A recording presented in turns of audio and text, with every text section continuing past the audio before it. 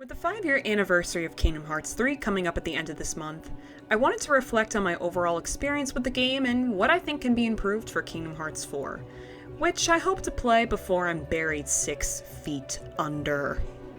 Overused joke, I know, but it's this exact type of joke that inspired this discussion. Any longtime fan of the series will know that the wait for Kingdom Hearts 3 was nothing short of agonizing. In fact, it took 7 years after Kingdom Hearts 2 was released in late 2005, early 2006 for the announcement of Kingdom Hearts 3 at E3 2013. So, needless to say, fans were pretty antsy. Combine this with a disastrous development timeline, poor marketing strategies, and side games that nobody asked for, and you've got yourself Kingdom Hearts 3, a game that's not bad by any means, but definitely failed to live up to the hype of the outrageous expectations placed upon it. So now I ask, what went wrong? So like I said before, Kingdom Hearts 3 was announced at E3 2013 through a short teaser showing Sora on the beaches of Destiny Islands picking up Master Eraqus' Keyblade. Wait, so these aren't side games? One eternity later. Okay, now the real trailer I want to talk about is the teaser shown at D23 Expo Japan during October of the same year. Since this trailer showed off how the combat would look, and to say that people were excited is an understatement. Even as the game's still early in development, the graphics looked great, and though a little stiff at times, the combat looked really fun. Especially with the ability to summon Disney attractions like the Pirate Ship and Thunder Mountain Railroad to aid in combat. Oh, how wrong we were. Again, the trailer didn't show much, but got fans of the series, myself included, excited about what was to come. E3 2015. The drought had finally ended. Finally, we were getting some news on Kingdom Hearts 3. During this time, people were desperate for anything having to do with this game after what was essentially 2 years of radio silence. So, let's see what this trailer has to show us.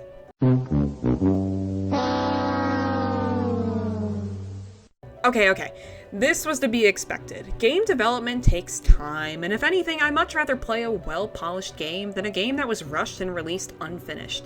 Looking at you, Sonic 06. In fact, this trailer was actually pretty awesome. It reintroduces Xehanort as our main antagonist with some cryptic lore, showcases more open-world areas to explore, including a Tangled world, and Keyblade transformations. But as awesome as this was, the looming question remained. Why the silence? Well, according to my 2-minute Google search, the answer is a change in game engines. Originally, the game was programmed for Luminous, Square Enix's next-generation engine. However, for company purposes, the game was moved to Unreal Engine 4 during development, likely for rendering issues. This meant that developers would essentially be back to the drawing board in terms of programming. Again, I personally don't think this was a huge issue with how the game was received, especially since it ultimately helped with development, plus the game looks gorgeous, but I can't deny this information drought left fans with a hankering for content, especially since the next trailers that were revealed at Jump Festa 2016 and the Kingdom Hearts Orchestra event still didn't give a release date. But all of that was about to change. I remember the absolute joy I felt when watching this trailer for the first time. Toy Story was finally appearing in Kingdom Hearts, something people had been fantasizing about for ages. Not only that, but we got our first release date, 2018. Obviously, that didn't end up happening, but it was something. This game was real and was actually going to be released. The hype train had officially taken off, increasing drastically with every trailer that was released prior to the game's launch. And this, ladies and gentlemen, is what I believe to be the game's biggest downfall, because ultimately, the expectations were raised far beyond the game. I think it's important to reiterate that I don't hate this game. Sure, there are definitely components about it that I think can be improved, but I enjoyed playing through it. I actually bought myself a PS4 specifically to play this game. So in a way, this game contributed to my love of other PlayStation games like Final Fantasy and Mortal Kombat. But something I distinctly remember while playing was a feeling of anticipation. Anticipation for something big to happen. Something that would blow me away. After all, the game was in development for 6 years. There had to be something secret the developers were keeping that would surprise me. But there wasn't.